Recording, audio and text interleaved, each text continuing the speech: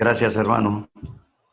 Es un privilegio de nuevo estar con ustedes y disfrutar de esta comunión, aunque sea a través de este medio. Pero el Señor nos lo ha concedido y tenemos que estar agradecidos con Él por todo. Yo quiero animarles, hermanos, para que sigamos pensando en este nuestro pastor todo suficiente, en nuestro pastor omnipotente, de lo que hemos estado comenzando a ver la vez anterior, y quiero que de nuevo volvamos al Salmo capítulo 23. Salmo capítulo 23, y vamos a leer los 6 versículos de que consta este salmo. Salmo capítulo 23, versículo 1.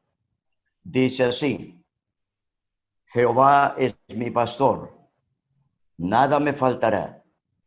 En lugares de delicados pastos me hará descansar. Junto a aguas de reposo me pastoreará. Confortará mi alma. Me guiará por senda de justicia por amor de su nombre. Aunque ande en valle de sombra de muerte, no temeré mal alguno, porque tú estarás conmigo. Tu vara y tu cayado me infundirán aliento. Aderezas mesa delante de mí en presencia de mis angustiadores. Unges mi cabeza con aceite. Mi copa está rebosando. Ciertamente el bien y la misericordia me seguirán todos los días de mi vida, y en la casa de Jehová moraré por largos días. Es interesante, como estábamos explicando acerca de este salmo. Es un salmo maravilloso, pero que a pesar de la popularidad que este salmo tiene, una popularidad mundial, tenemos que decir, hermanos, que con tristeza este salmo no es para todos. Solo es aplicable a todos aquellos que tenemos el derecho de decir: el Señor es mi pastor. Es verdad que como el buen pastor, Él murió allí en la cruz y murió por todos. Como la Biblia también lo dice, por todos murió Cristo.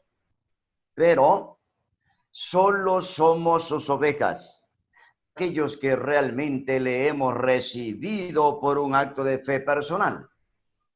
Solamente su obra para salvar, ya sabemos, es todo suficiente y puede salvar a toda la humanidad. Es para todos, pero es eficaz solamente para aquellos que realmente hemos confiado en Él. Entonces, como podemos ver, todo depende de ese adjetivo posesivo que encontramos allí en el texto. David dice: Jehová es mi pastor. Por otra parte, si realmente es mío y yo soy suyo, entonces lo tengo a él como mi buen pastor. Y esto es maravilloso. Pero hemos estado considerando en este salmo las experiencias que David disfrutó junto a este pastor todo suficiente. Y hemos estado considerando algunas de estas experiencias. Y la primera experiencia que nosotros estuvimos considerando fue la decisión que David tomó. Una decisión muy personal. Él dice: Jehová es mi pastor. Él hizo una elección personal acerca de quién iba a guiar su vida. Hizo una decisión muy personal acerca de a quién él iba a seguir. Hemos visto que David no iba a seguir los designios de su propio corazón. Tampoco iba a seguir los ciegos razonamientos de los hombres. Él dice: Jehová es mi pastor. Él ha tomado el control de mi vida. Pero la segunda experiencia que vimos es que David también experimentó con este pastor en su peregrinar certidumbre. Él dice: nada me faltará. Nada me faltará. no me faltará descanso ni refrigerio, no me faltará restauración y justicia, no me faltará protección en los problemas, no me faltará provisión en el desierto, no me faltará un hogar a donde ir al final del día. Es interesante cómo David experimentó esta certidumbre: nada me faltará. Y es que, hermanos, las ovejas nunca tienen que preocuparse cuando siguen al pastor, porque él las va a proteger, él va a proveer para ellas, y la oveja puede descansar confiada. De manera que David experimentó también certidumbre, guiado por este pastor. Claro, hermano, estamos diciendo que es también la experiencia de cada uno de nosotros. Nosotros hemos decidido por él, lo hemos tomado como el que va a controlar y seguirá controlando nuestra vida, y en él nada nos falta. Todo lo tenemos, todo lo tenemos. Pero en tercer lugar, yo quiero que sigamos considerando acerca de estas experiencias de David. En tercer lugar, David, junto a este pastor, experimentó reposo. También experimentó reposo. Él dice: en lugares de delicados pastos me hará descansar. Junto a aguas de reposo me pastoreará. Cuando nosotros echamos un vistazo y consideramos un rebaño de ovejas inofensivas que se alimenta allí en pastos verdes al cuidado de un pastor tierno, un pastor diestro, un pastor que vigila momento a momento los pasos de cada una de estas ovejas, nos hace recordar, hermanos, a los creyentes. Nos hace recordar a cada uno de nosotros que hemos sido traídos de vuelta al pastor y obispo de nuestras almas. Todos nosotros sabemos, hermano, o tal vez no todos, habrán tal vez creyentes que son tiernos en la vida cristiana y tal vez no han tenido un periodo de consolidación que es tan determinante en la vida de cada creyente y que es parte determinante también en las funciones de los líderes en las iglesias, dar a estas tiernas ovejas una palabra de confirmación, de consolidación, para que puedan conocer estas verdades. Aquí en el discipulado que manejamos aquí en casa del 1984 y que hemos estado por todos estos años ayudando a hermanos tiernos hasta tenerles a muchos de ellos como ancianos de iglesias. Otros están trabajando con obras nuevas, otros están haciendo por su lado otras labores. Lo primero que aquí le da en el primer año de discipulado es precisamente eso: consolidación.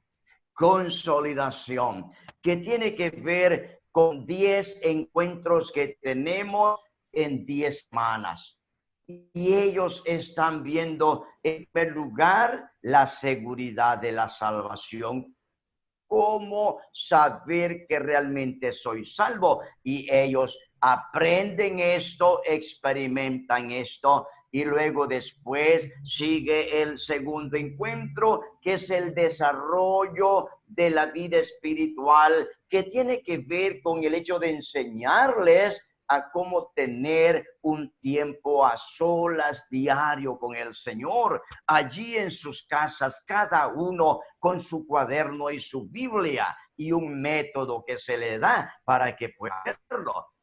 Y en el tercer encuentro estamos enseñándoles a qué iglesia deben congregarse, es decir, estamos enseñándoles lo que implica integrarse a la vida activa de la iglesia. Y bueno, así hasta que por último les tenemos testificando, que es el paso número 10. Entonces, si los creyentes tienen este tipo de trato en cada iglesia, bueno, ellos conocerían algo de lo que ahora nosotros estamos hablando aquí. Y como decía, cuando nosotros consideramos un rebaño de ovejas inofensivas, ¿y qué fuerza tiene una oveja para librarse de las garras de un oso? Ninguna fuerza. Para librarse de las garras de un león, ninguna fuerza. Pero podemos observarlas allí alimentándose en pastos verdes bajo el cuidado de un pastor tierno, un pastor diestro, un pastor que está vigilando. Esto nos hace recordar a cada uno de nosotros que hemos sido traídos de vuelta al pastor y obispo de nuestras almas, porque otra vez digo esto, recordamos que nosotros éramos ovejas descarriadas, tal como Isaías nos lo presenta. Él dice, todos nosotros nos descarriamos como ovejas, cada cual se apartó por su camino. Es interesante que Dios a través del profeta está diciendo, todos nosotros, todos nos descarriamos como ovejas. No quedó una sola que no estuviese descarriada. Todos, es plural, todos nosotros. Pero ahora dice cada cual, cada cual. Ahora vuelve del plural al singular.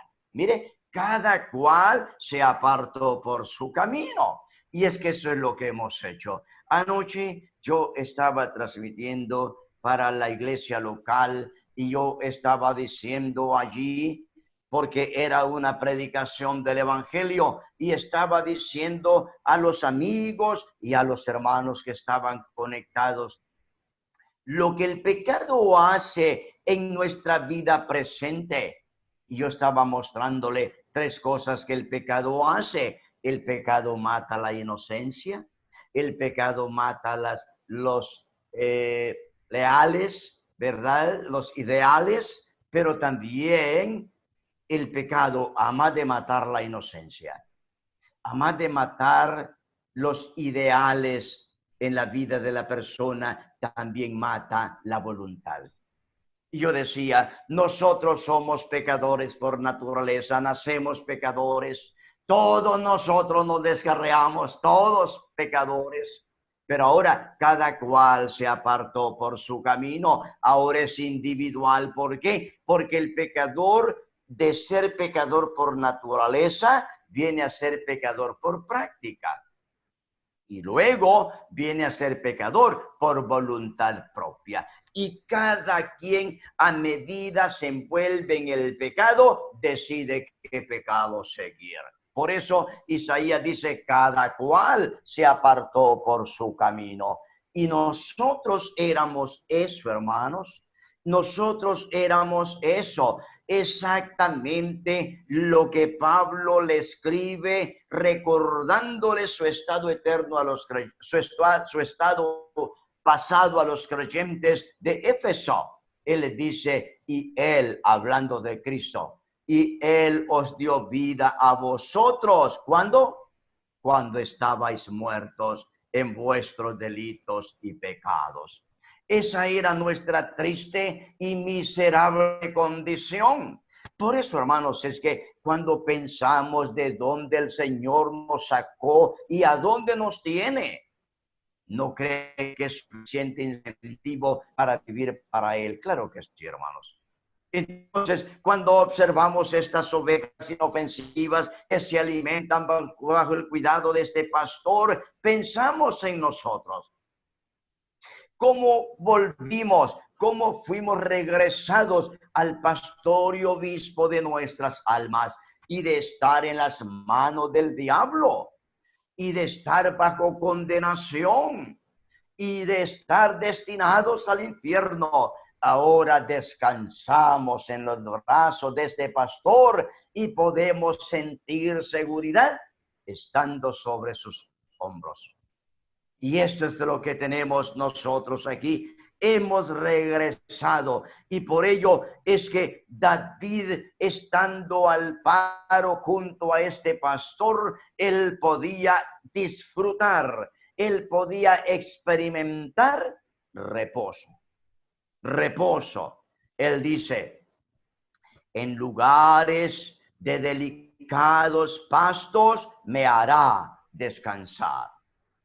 Aquí David habla literalmente de lugares donde el pasto es verde y donde el pasto es tierno. Las ovejas no se van a descansar, no se van a dormir, según se nos dice, hasta que se encuentran satisfechas en su apetito. Y esto es verdad. Tal vez la mayoría de ustedes no conozcan esto, pero yo lo conozco por experiencia. Hemos andado por lugares tan secos aquí en Honduras, en el departamento de Olancho, en la temporada que no llueve y el ganado se muere de sed y se queda muerto en las calles allí.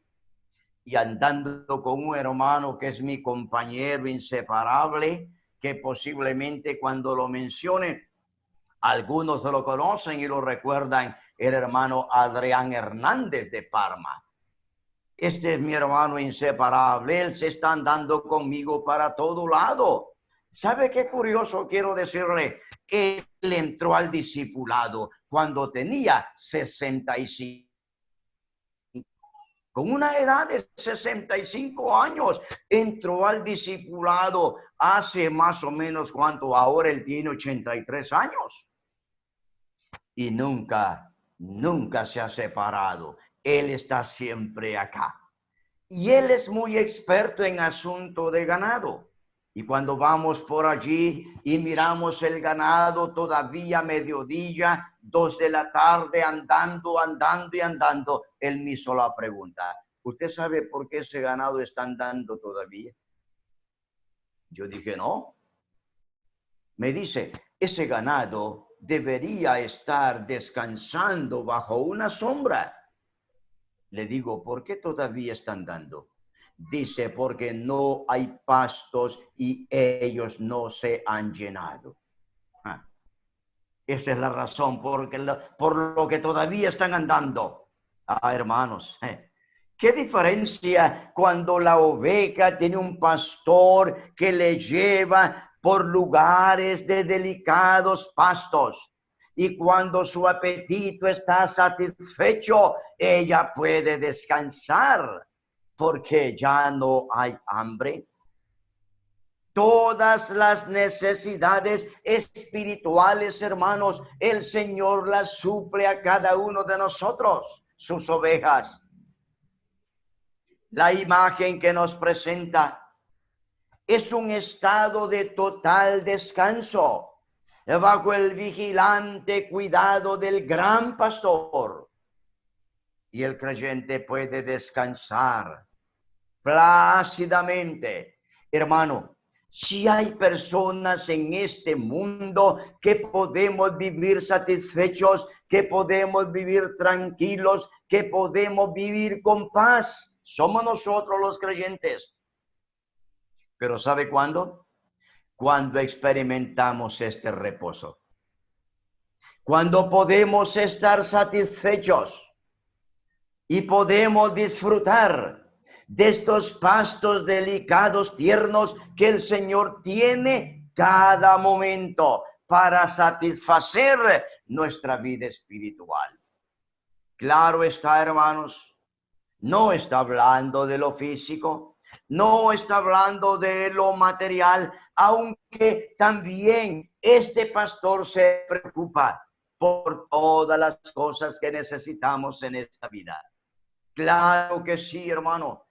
Por lo que nosotros tenemos que aprender a administrar lo que Dios pone en nuestras manos. Puede ser que estemos satisfechos espiritualmente y puede ser que estemos murmurando del buen pastor porque de repente haga falta algo físico, algo material. Pero debemos hacer una revisión. ¿Qué revisión debemos hacer? De si estamos administrando correctamente lo que el Señor ha puesto en nuestras manos para nuestras necesidades físicas. Este hombre de quien estamos viendo estas experiencias, este hombre dijo unas palabras muy importantes. Joven fui y he envejecido, y no he visto justo desamparado, ni su descendencia que mendigue pan. ¿Será verdad eso, hermanos? Claro que sí. Claro que sí. ¿Sabe qué nos pasa? Voy a decirle lo que nos pasa muchas veces acá en Honduras, ¿no? Llego a un hogar y la hermanita pobre sale allí y dice, hermano, pase adelante. Y yo entro y su fogón está apagado. No hay señales de que ha sido prendido todo el día. Y yo digo, ¿cómo ha estado, hermana? Mire, hermano, dice, bien, pero vea, no hemos comido hoy. No han comido hoy, no. ¿Y qué pasó? Bueno, el Señor no ha querido darnos para hoy. No ha querido darle nada, nada, hermano. Pero gracias a Él.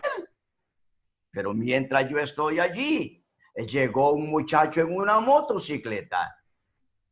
Y cuando llegó el muchacho, se baja y sacó una tarjeta de allí de su portafolio. Y la hermanita corrió a un puesto allí. Y de allí ella sacó, tal vez fueron 100 lempiras. Y se los entregó al joven. Y yo cuando el joven se fue dije, hermana, ¿qué fue lo que le dio?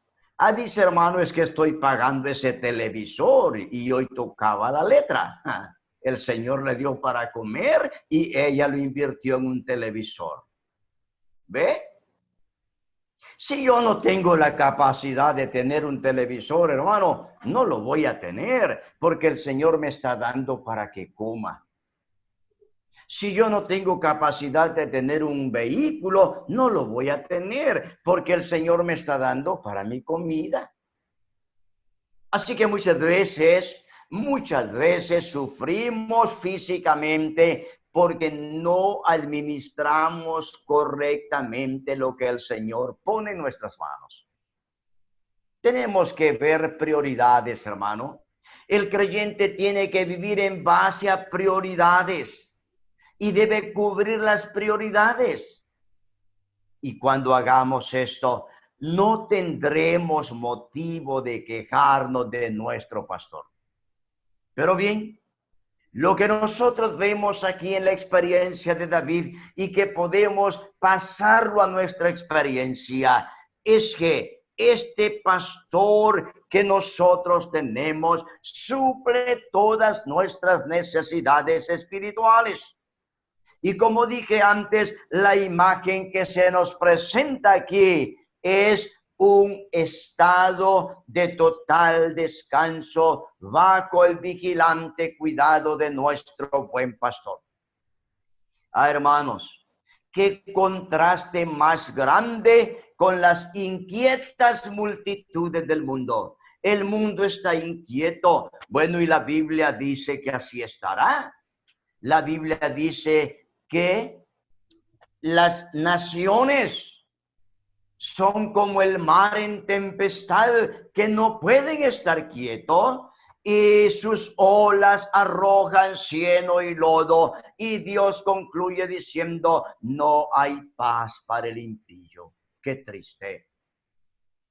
El pobre mundo sin Cristo se debate en la miseria, se debate en la desesperación, se debate en la incertidumbre, no tiene paz.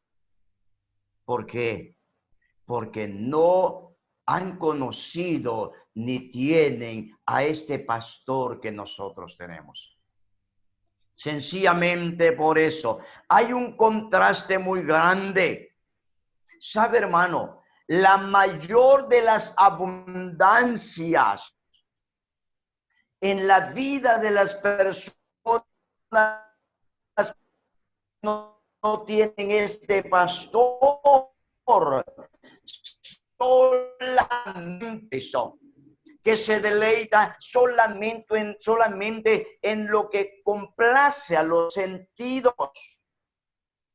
Pero para el creyente en Cristo Jesús, que por la fe podemos saborear la bondad de Dios en todo lo que disfrutamos, aunque tengamos poco en este mundo, para nosotros es un pasto verde y tierno que satisface todas las demandas de nuestra alma. Eso es lo que tenemos. El Señor, como el pastor de nuestras almas, da quietud, da contentamiento mental.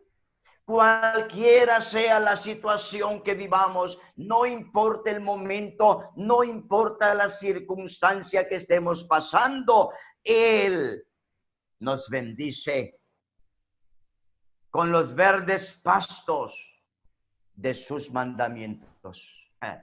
Los verdes pastos de sus mandamientos están allí en su palabra y podemos alimentarnos cada día. Y qué bueno es saber, hermano, que cuando el mundo se debate en la miseria, cuando el mundo se debate en medio de la incertidumbre, nosotros podemos ir a la palabra de Dios y alimentarnos de estos pastos de sus mandamientos. Pero ¿saben? Hay algo que debemos tomar muy en cuenta, y es que no debemos solamente pensar que es suficiente, que basta con pasar por estos pastos verdes. No, hermanos. No es suficiente con el hecho de pasar por estos pastos verdes de sus mandamientos. Nosotros debemos hacer propios sus mandamientos y debemos permanecer en ellos. Yo estaba diciendo recién a los hermanos del discipulado, porque estamos teniendo las clases de esta misma manera a través de este medio. Y yo estaba diciéndoles a ellos, porque ellos están recibiendo ahora consolidación y ya pasaron precisamente por este segundo encuentro, que es el desarrollo de la vida cristiana, de la vida espiritual, que tiene que ver con el tiempo devocional. Y yo estaba diciendo, no más 3 cosas en el método para que no se les haga tan tedioso, que no se les haga tan difícil. Solamente 3 cosas digo a ellos. 1, observe en el texto que usted tiene frente a usted, ¿qué más le llama la atención de lo que ahí encuentra? ¿Qué le impresiona? Bueno, primero. Luego, segundo, busque cuál es el énfasis principal de ese texto. Es decir, la lección principal de ese texto. Busque cuál es. Y luego, tercero, aplique personalmente lo que encuentra en ese texto. Y yo solamente les doy 3 preguntas de borbandeo, así lo llamamos, ¿ve? Preguntas de borbandeo al texto. Yo le digo allí, busque si hay pecados que confesar o evitar. 2, busque si hay un mandamiento que obedecer. Y 3, busque si hay un ejemplo que imitar. Y cuando ellos hacen esto, yo estoy diciendo, vea, hermano, si usted encontró un pecado que debe confesar en su vida delante del Señor, usted debe hacerlo. Y si usted no lo hace y abandona ese pecado, usted no puede seguir con otro devocional. Usted tiene que quedarse en este hasta que la aplicación se haga. Hermanos, no basta por ver y contemplar los pastos verdes de los mandamientos del Señor. No basta con pasar por ellos.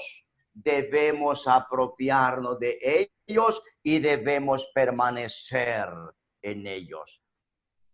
¿Sabe? El reposo de la fe en el Señor es un reposo plácido, es un reposo refrescante.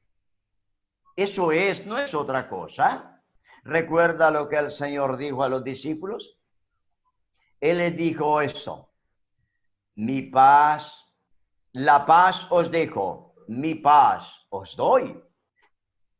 Yo no os la doy como el mundo la da.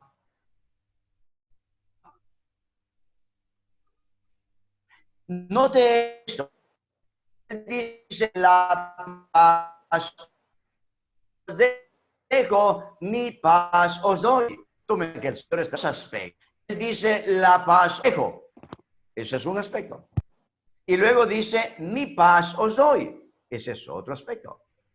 El primer aspecto, la paz os dejo, es la paz con Dios, como lo hallamos allí en Romanos 5:1.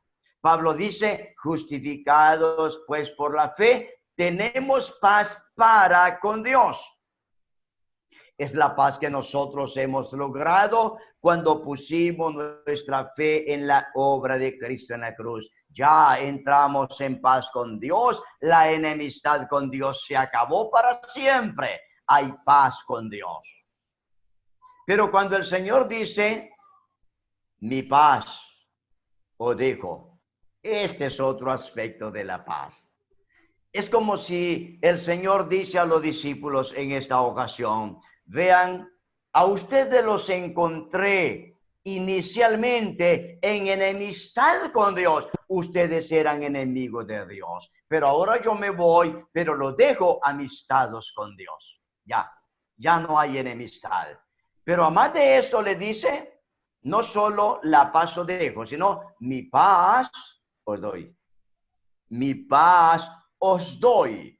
A mí me llama la atención la forma en que está el verbo dar allí. Si usted lo ve en el griego, cómo está ese verbo, doy, está en un presente continuo, doy. No dice: mi paz os di, o mi paz os daré. No, mi paz os doy. Presente, continuo, lo que en el griego conocemos como verbo aoristo. Entonces, ¿qué implica? Que en ese sentido, en ese aspecto, la paz del Señor es continua, permanente. Mientras la paz con Dios fue un acto específico que ocurrió en el momento de nuestra conversión, ahora la paz de Dios es algo que experimentamos continuamente. Mire, mi paz os doy, hermanos. Y ahora él dice: yo no os la doy como el mundo la da. Ah, sí, hermanos. El reposo de la fe en el Señor es un reposo plácido. Con razón el apóstol Pablo, escribiendo a los creyentes de Filipo en el capítulo 4, versículos 6 y 7, él les aconseja y les dice: por nada estéis afanosos, sino sean conocidas vuestras peticiones en toda oración y ruego con acción de gracias. Y la paz de Dios, que sobrepasa todo entendimiento, guardará vuestros corazones y vuestros pensamientos en Cristo Jesús. Esa es la paz de Dios, no la paz con Dios. Yo quiero que vea la diferencia. Paz con Dios es una cosa, paz de Dios es otra cosa. Y la paz de Dios es la que nosotros disfrutamos continuamente cuando en medio aún de las adversidades podemos tener quietud, podemos tener tranquilidad. ¿Por qué? Hemos entrado al disfrute de este reposo plácido y refrescante. Hay algo muy importante, hermanos. Él no dice reposo sin conducir al mejor lugar en que pueda ser hallado. No puede. En su amor, entonces, los pastos son delicados. Y el salmista puede decir con estas palabras de convicción: en lugares de delicados pastos me hará descansar. Pero él añade algo más. Y él dice: junto a aguas de reposo me pastoreará. Junto a aguas de reposo me pastoreará. Note cómo aquí se continúa con la idea del pastor que ofrece a su rebaño todo lo que cada oveja necesita. Mire, lo que cada oveja necesita. El pastor está supliendo a sus ovejas de cada cosa necesaria. Hay una cosa importante que no sé si lo apunté la vez anterior, ¿no? Cuando observamos nuevamente un rebaño con un pastor oriental, ¿sabe? El pastor oriental nunca marcha detrás de sus ovejas. Él siempre va al frente de sus ovejas. Siempre va al frente de sus ovejas. ¿Sabe por qué? ¿Sabe por qué? Porque este pastor es un pastor muy cuidadoso, es un pastor muy dedicado, claro que sí. No va a echar la oveja por delante. ¿Por qué? Porque adelante pueda estar el león. El pastor será el primero en enfrentarse al enemigo. El primero. Me gusta la actitud por fin, digo por fin porque no fue su actitud primaria, de Jacob. Cuando iba para encontrarse con su hermano Esaú, ¿recuerda eso? Ah, sí, me gusta esto. Cómo él fue poniendo la familia, ¿verdad? Y después se ubicó él al frente. ¿Qué era lo que él pensaba? Bueno, si Esaú viene tan furioso como creo que va a venir y nos ataca, los demás podrán escapar. Él estaba allí en una actitud de alguien que daría su vida por el resto de la familia. Los demás podrán escapar. Bueno, esta es la idea de un pastor oriental. Él va delante de las ovejas porque él va a ser el que enfrente el peligro antes que sus ovejas. Y sabe, cuando lleguemos a tal vez a sexta o séptima experiencia de David en su peregrinar junto a este pastor, vamos a ver algunos detalles más importantes sobre esto. Pero yo quiero, hermanos, que quedemos con este pensamiento. David estaba experimentando reposo. Experimentando reposo. Y esa es también, hermanos, la experiencia de cada uno de nosotros. Él dice aquí en nuestro texto: en lugares de delicados pastos me hará descansar. Junto a agua de reposo me pastoreará.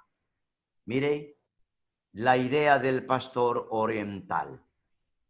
¿Qué necesita la oveja que el pastor no se lo supla? Todo cuanto necesita, el pastor se lo suple.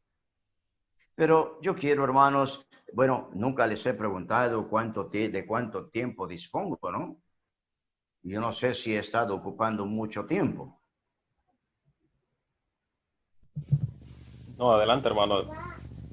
Tenemos, tenemos el tiempo, hermano. Bien, hermanos. El Señor nos dirija. Entonces, yo quiero que entremos a una cuarta experiencia de David. Y que otra vez tengo que decir, hermano, es nuestra experiencia. Es nuestra experiencia. Ya hemos dicho, David experimentó la bendición de haber tomado una decisión sabia.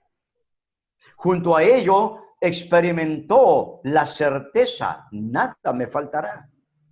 Pero también junto a ello, experimentó el reposo, un reposo total. Pero ahora quiero que veamos una cuarta experiencia de David. También David, hermanos, experimentó una conducción sabia. Él disfrutó de una conducción sabia. Ahora dice en nuestro texto, me guiará por sendas de justicia. Me guiará por sendas de justicia. Una conducción sabia. Ah, hermanos, qué pastor el que nosotros tenemos. ¿Acaso podremos dudar de que en algún momento nos lleve por un camino equivocado? No, para nada, para nada. Aunque de repente, cuando nos conduce a estrechuras por el camino, pensemos, ¿será que nuestro pastor se equivocó? ¿Será que mi pastor se equivocó en esta ocasión? Yo creo que se habrá equivocado. No es posible que en su amor me traiga a este lugar. ¿Sabe que muchas veces el Señor puede llevarnos a lo que nosotros llamaríamos un callejón sin salida? Sí. En una ocasión yo estaba dando un sermón acerca de eso, el callejón sin salida. Y estaba tomando el texto de cuando Dios ordena a Moisés la ruta que deben seguir después que salieron de Egipto. Y cuando nosotros vemos la ruta que el Señor le marca a Moisés, y si no tuviésemos por adelantado el contexto de ello, diríamos lo mismo que dijo el pueblo de Israel. Pero ¿por qué Dios conduce a este pueblo por allí? Usted recuerda que lo llevó allí por Piairot, ¿verdad? Y Piairot significa entre rocas. Y el pueblo fue llevado por allí. Y cuando llegaron a la estrechura, habían rocas por un lado, rocas por otro lado, y el mar enfrente de ellos. Callejón sin salida. Pero no se dan cuenta del peligro. Para nada. Ellos han llegado allí, ellos han acampado allí. Claro, son conscientes, no pueden escalar las rocas de la derecha, no pueden escalar las rocas de la izquierda, tampoco se pueden lanzar al mar. Pero tienen hacia atrás libre. Pero en un momento determinado, ellos vuelven a ver atrás. Y ahora atrás, ¿qué tienen? A Faraón con todo su ejército. Hoy sí. ¿Para dónde? Usted recuerda que el pueblo comenzó a decir, bueno, no habían sepulcros allá en Egipto, ¿por qué nos has traído aquí? Moisés dice, esténse quietos y vean la salvación de Jehová hoy. ¿Verdad, hermano? Que quedarse quieto en una circunstancia de esa no es fácil. ¿Eh? ¿Qué usted hubiera hecho? Yo le aseguro, hermano, que hubiéramos hecho lo mismo que el pueblo. Desesperarnos. Pero Moisés dice, estén quietos. Y ya van a ver la salvación de Dios. Y uno dice, ¿por qué Dios lo llevó ahí? Dios quería glorificarse en ellos y en Faraón, ¿cierto? Dios tenía un plan. Así que cuando algunas veces Dios nos lleva por sendas que aparentemente no son las correctas o no son las que nosotros quisiéramos, Dios tiene un plan. Dios tiene un propósito. Él es muy sabio, Él es perfecto. Y sabe una cosa, hermano, yo he aprendido esto de mi pastor, Nunca en su voluntad me va a guiar a un lugar donde su gracia no me sostenga. Eso es así. Eso es así. Entonces, tenemos un pastor sabio, perfecto, que nos guía con toda perfección. Y por eso digo, David había disfrutado la sabia conducción de este pastor. Y él dice, me guiará por senda de justicia.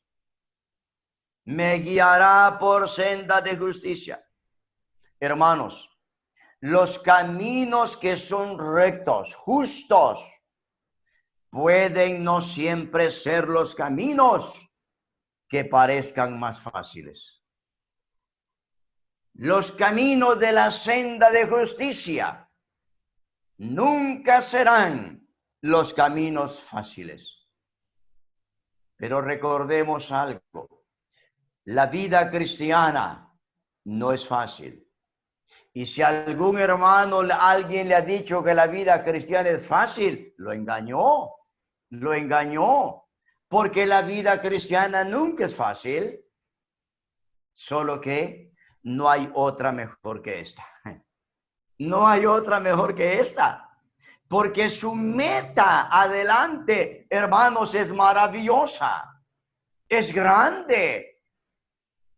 Y lo otro, que mientras estamos bregando por esta senda, no estamos solos. Este pastor está junto a nosotros. Y si él nos va a guiar por senda de justicia, que de repente no son tan fáciles, y los tramos más difíciles de nuestro camino, nosotros sabemos que él tomará la actitud de tomarnos sobre sus hombros y llevarnos. Claro que sí. Usted recuerda, yo no sé si usted habrá leído alguna vez este libro de El Peregrino. Es posible que algunos lo han leído, ¿verdad? El libro del Peregrino, escrito por Juan Bunyan allá en aquella prisión. Y cuando nosotros observamos a estos peregrinos que se encontraban con Bunyan, ¿qué fue lo que encontraron más fácil? Bueno, saltar la valla y tomar la senda que llevaba al castillo del gigante. Hallaron más fácil, pero fracasaron. El castillo del gigante, desesperación. Se desesperaron en el camino, a diferencia del peregrino que siguió hacia la ciudad de luz. Ellos se desesperaron.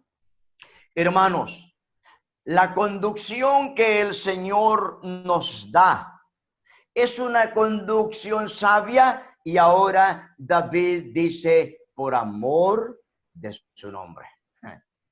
Me guiará por senda de justicia. Y dice David, lo va a hacer por amor de su nombre. Por amor de su nombre. La senda de justicia son caminos de rectitud. Una de las funciones que la palabra de Dios tiene a favor nuestro es eso, instruirnos en la justicia.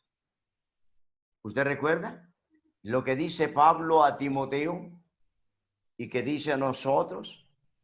Bueno, a mí nunca me gusta decir lo que dijo Jesús, lo que dijo Pablo. No, es lo que dice, porque esa es una cosa presente, ¿no? Dice, todavía dice. Algunos predicadores dicen, Jesús dijo. Bueno, y a veces lo leen en la Biblia, Jesús dijo. Pero Jesús dice, hermano, ¿todavía dice o no? Sí, él todavía está diciendo. Es presente. Y hermano, la senda de justicia son caminos de rectitud. Y una de las funciones de la palabra de Dios son precisamente eso, instruirnos en justicia. Dice Pablo allí en 2 Timoteo, en el capítulo 3, versículo 16, que muchos de ustedes lo conocen. Toda la escritura es inspirada por Dios y útil para enseñar, para redarguir, para corregir, para instruir en justicia. Versículo 17. A fin de que el hombre de Dios sea perfecto, enteramente equipado, preparado para toda buena obra. Mire, Pablo no está dando allí una cátedra sobre la Biblia, no, él no está haciendo eso.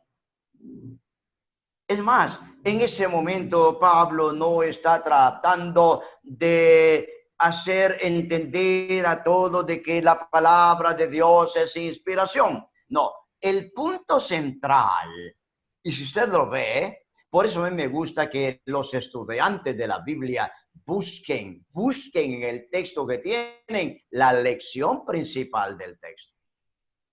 Y si usted ve ese versículo contextualmente, la idea, el énfasis de Pablo en ese texto no era dar una cátedra de Biblia, no. Era sencillamente hacerle entender a Timoteo que si él quería ser un hombre capaz, que si él quería ser un hombre equipado, porque perfecto allí tiene que ver con ser equipado, ser capacitado. No tiene que ver con impecabilidad, sino con ser capacitado, con ser equipado. ¿Ve? Entonces, Pablo dice a Timoteo, Timoteo, si tú quieres ser un hombre útil, si quieres ser un hombre que andes por la senda recta de justicia, si quieres estar equipado para toda buena obra, solamente necesitas la palabra inspirada de Dios. Esa es la lección que Pablo tiene allí. Esa es la lección. Y hermanos, es la palabra de Dios la que puede moldear nuestras vidas de tal manera que podamos estar equipados. Mire, a fin de que el hombre de Dios sea perfecto. Perfecto. Equipado. Capaz de que el hombre de Dios enteramente, plenamente, llanamente equipado para toda buena obra. Hermano, cualquier cosa que emprendamos en la vida, si estamos apoyados por la palabra de Dios y sometidos a ella, nosotros vamos a tener victoria. ¿Recuerda lo que le dijo Dios a José? Nunca se apartará de tu boca este libro de la ley, sino que de día y de noche meditarás en él para que, escuche, guardes y hagas todo lo que en él está escrito. ¿Y sabe cuál es el resultado? Cuando hayas hecho eso, entonces, ¿para qué? Todo te salga bien. Claro que sí. Seas prosperado en todo. Sí, hermanos, la palabra de Dios es la que nos equipa. Ella nos instruye en justicia.